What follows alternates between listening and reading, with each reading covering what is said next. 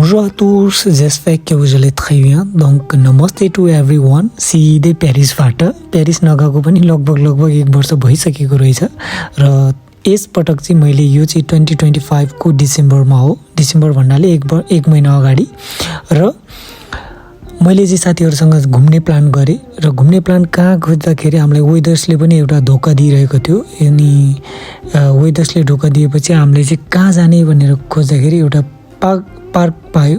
Park भन्नाले जू पायो अनि जूको नाम रहेको छ पार्क जुलोजिक द पार्क भन्ने। यो चाहिँ प्यारिस भित्रै रहेको छ। यसको मात्रै 22 युरोस हो एन्ट्री टिकट र यहाँहरूले 22 युरो तिरिसकेपछि 3000 भन्दा बढी एनिमल्सहरू देख्न सक्नुहुन्छ र मनोरञ्जन पनि राम्रोसँग लिन सक्नुहुन्छ किनकि तपाईले नदेखेको धेरै एनिमल्सहरू छ यहाँ। जस्तै कि पेंगुइन्स चाहिँ फेरि मेरो लागि एकदमै फर्स्ट एक्सपिरियन्स थियो। अनि मैले चाहिँ पेंगुइन्स चाहिँ लगभग फोटोमा देखेको जस्तो हुँदैन होला सोचिरहेको थिएँ, तर फोटोमा देखेको जस्तै हुँदो रहेछ, क्युट। अनि त्यसपछि यिनीहरूको हाउभाउ हुन्छ नि, त्यो पानीमा खेल्ने चाल एक्टिभिटी सबै मलाई चाहिँ एकदमै राम्रो, एकदमै मन पर्यो।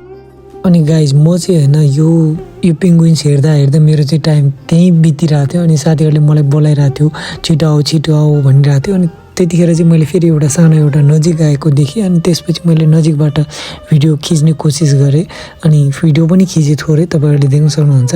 एकदमै क्युट थियो, सानो एउटा। र साथीहरूले चाहिँ मलाई बोलाइरहेको थियो कि छिटाउ लायन हेर्न जाऊँ भने। लायनको बथान फेरि हिँडिरहेको रहेछ उतापट्टि।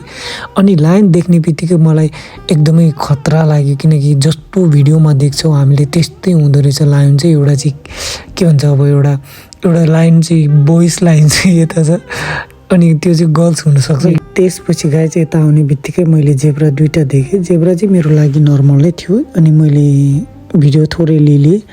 अनि त्यसपछि हामी फेरि यता आउने क्रममा फेरि राइनोसर्स देखेँ। राइनोसर्सको पनि मैले भिडियो खिचेँ।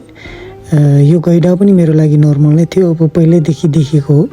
अनि त्यसपछि एउटा जनावर देखेँ। यो चाहिँ के हो, बाख्रा जस्तै रहेछ तर सिङहरू लामो हुँदो रहेछ। अनि त्यसपछि यता आउने क्रममा फेरि जिराफ देखेँ। जिराफ चाहिँ मेरो लागि नर्मल नै हो गाइस, किनभने मैले पहिला पनि 2-3 पटक देखेको हो र यो कुन जनावर हो थाहा भएन। यो पनि एकदमै सिङ लामो हुँदो रहेछ। यो चाहिँ जिराफसँगै राख्दो रहेछ यो जनावर, सानो जनावरहरू पनि। र यिनीहरू पनि मैले पहिल्यै देखेको हो। यो चाहिँ मेरो लागि नर्मल नै थियो।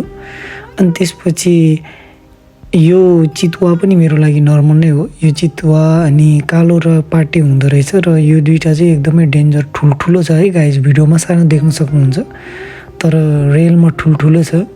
अनि पुमा पनि मेरो लागि पहिलो एक्सपिरियन्स हो। यो पनि एकदमै खतरा हुन्छ हैन, के भन्छ, जान चाहिँ ठुलो हुँदो रहेछ, पुच्छर छोटो, कान सानो। अनि गाइज भिडियो के कस्तो लाग्यो लाइक कमेन्ट सेयर अनि सब्स्क्राइब गर्नु नबिर्सिनु होला। अनि कमेन्ट चाहिँ गर्नुहोस् है।